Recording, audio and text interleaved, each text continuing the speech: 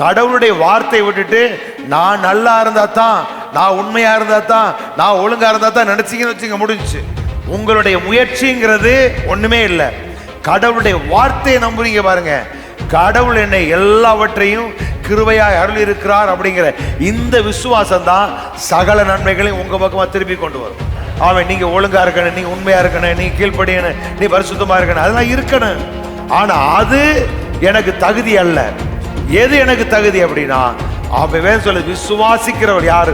நேர்மையாளர்கள் அப்படிங்கிற, நீதிமான்கள். நான் என்ன அர்த்தம்? ஏற்புடையவர்கள் அப்படிங்கிறார். அப்ப இப்ப நீதிமான என்ன? ஏற்புடையவர்கள் அப்படின்னா எல்லா ஆசீர்வாதத்துக்கும் உரியவர்களாக, தகுதியுடையவர்களாக அவர் நம்மளை மாற்றி இருக்கிறார். அவர் கர்த்தர் சொன்ன எல்லாவற்றையும் அவர் என் வாழ்க்கையில செய்து காட்டுவார் அப்படிங்கிற நீங்க நம்புகிற பொழுது அது உங்க வாழ்க்கையில் அப்படியே நடக்கும்.